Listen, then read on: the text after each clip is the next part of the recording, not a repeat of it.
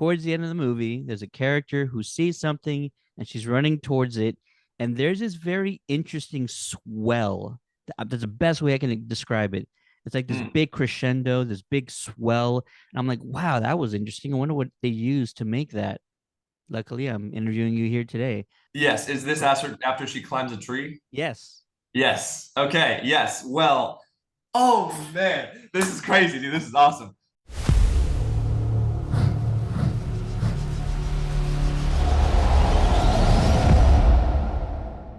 What's going on, everybody? It's Ted again with the Countdown to the Geeks, and I am here with Joe Simmons, composer for the upcoming film You Can't Run Forever, featuring There we go. J.K. Simmons, Olivia Simmons, and a whole bunch of other fantastic folks.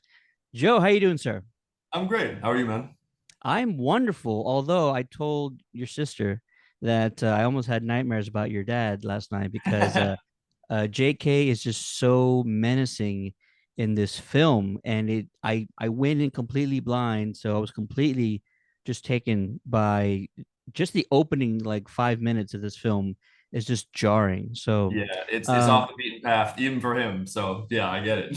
100%. I mean, I Yeah. I just heard his name and I'm like, okay, cool, J.K. Simmons, that's be awesome. I was Yep. not prepared. Not prepared at all. But you, sir, you are a composer for this film, and I do have some questions about the music because I did find like a few things that were pretty interesting. But tell us about your process. How did you either prepare or what was your inspiration for composing for this suspenseful thriller? We'll call it. Yeah.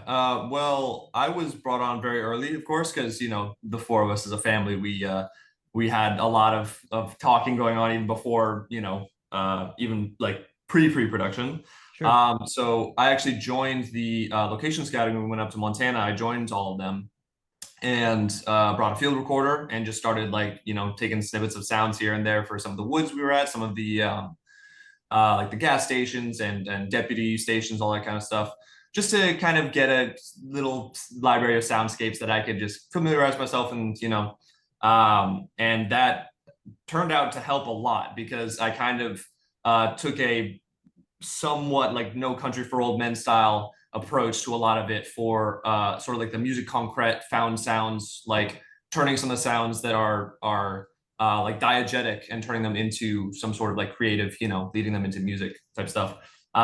So it was a great benefit for me personally to be involved so early on because I could kind of build this whole library of soundscapes and library of instrumentations, and then kind of just as templates, put them onto different scenes and stuff, and then I kind of have free range to kind of be like, okay, well now I can think about melodic content. Now I can think about arrangements and stuff like that, and it's a lot easier when you have a a big library to help you out there. So yeah, pretty early on, man. That's wonderful. What your inspiration going with like a movie like No Country for Old Men, which is near and dear to my heart. I love that Oh film. yeah, me too, man. Um, It's that fun. that's such a great place to kind of start out with, and it totally makes sense. Tell us about the collaborative process with your mother, who directed this film. Right. Did she just say run with it, or was there a little bit of a collaboration between the two of you, coming up with ideas or coming up with tonalities and themes for the movie? Yeah, for sure. I would say probably 80-20. She let me just run with it, which is awesome. She just trusted me to kind of, like she's, heard me write music for all my life basically, and um, just trusted me. And I'm grateful for that because it was a great experience to kind of just explore. Because I had done some writing for, short films, and I also did like additional music on her previous film, I'm Not Here. But this was the first time that I had a full project all to myself, which was very daunting. But that freedom, I found some structure in that freedom myself. And then the other 20% was really great, man. I mean, like, of course, you have disagreements, creative disagreements, and you butt heads every once in a while. But man, it was really smooth, man. Like really smooth, like a vast majority of the time. Just some gentle direction. We kind of had to learn how to speak director, and she had to learn how to speak composer a bit. But once you get past the translation barrier, like it was pretty great, man. Yeah, it was a really fun experience, like working in person as well, because she and I would later on in this in later stages of writing, we would just sit down together and I would, tweak in real time and she'd be like, let me hear this like this or like put this over here. And then I'd do that. And then that was really cool too, because I'd Wow. experienced that just, kind of doing fun stuff with my friends in high school or whatever, like, hey, let's make this, blah, blah, blah. But doing it in a professional environment with my mom, like, was a unique experience that was yeah, really cool. And I learned a lot from. So yeah. Um, with my other interview, I'm trying to keep from giving any plot details because I feel She like would appreciate that. Yeah. I feel like the best experience is to just watch it without knowing anything at all. I But agree. I do have two questions, and I'm gonna stay away from the plot as much as I can. For There sure. is a sequence in here where there is sort of a drug-induced trip, Hmm. and so tell us about where you went for inspirations to sort of compose during this. I'm gonna call it an acid trip, but it's not acid. But Yeah, just yeah. this acid trip that this one character goes through. Yeah, well, I really appreciate that, man, because that's one of I enjoyed writing all the music. Like it always fun. Some more fun than others. This was one of the more fun ones. And I grew up, well, I didn't really grow up, but into like middle school and high school, I started falling in love with electronic music. In Hmm. particular, some like old school acid into like modern experimental bass music and stuff. And with that, I started listening to a lot of just a bunch of different kinds of electronic music, some of which I kind of stole some things from and learned how to recreate some of those sounds in Ableton, which is my program of choice. And yeah, so that was one of the more, as far as like creatively, very creatively comfortable for me because it was so like dude, we're tripping. Like it's crazy. You can kind of do whatever you want. And like obviously it has to make sense. Like, and I tried to guide it in certain directions as you saw, like when Sure. the trip goes here and then it goes over here and stuff like that. Um, but yeah, man, just a lot of electronic music that I listened to finally paid off, and yeah, a lot of the again back to like sort of the found sounds music concrete, like just used a lot of the like some birds chirping or some like leaves rustling stuff and just, twist, warp, throw some reverb, delay, like distort it and put it over here and just make you feel like you're in this world, which I just had a blast doing, man. That was a really, really fun one. And one where the creative, like the free reign of it was just the most fun. Some of the other ones were fun because it's like, oh, like how do I make it so that like this, leads into this, but like not to whatever. This was just like, hey man, let's have some fun and like see what we could do with it. So yeah.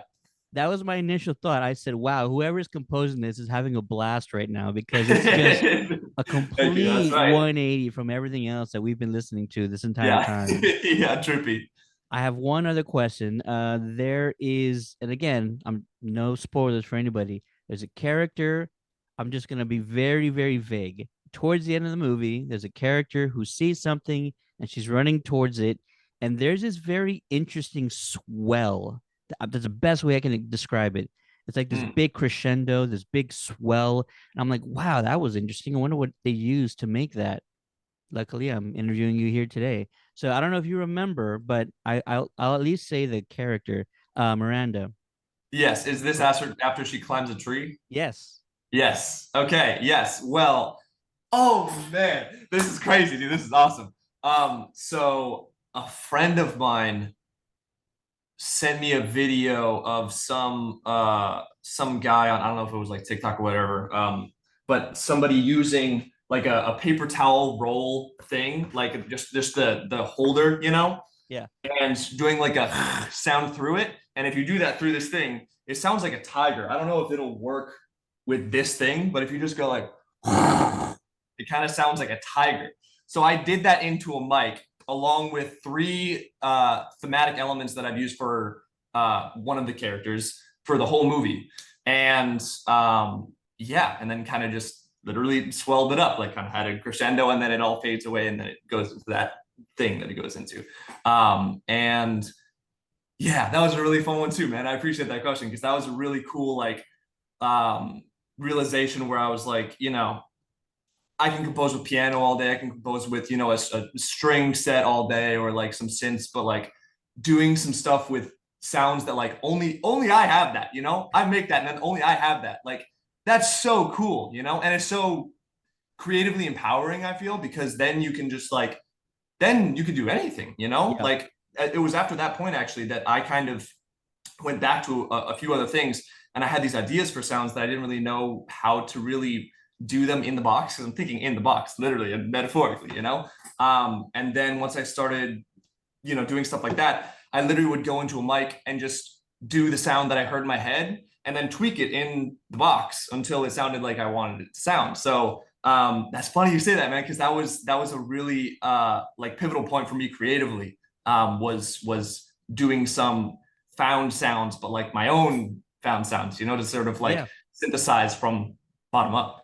That's wild. The reason why I bring it up is because when I heard it, I immediately felt like I've been watching movies all my life. I've never heard anything remotely like that before. Awesome, man. I really appreciate that. And I'm a bit of a musician.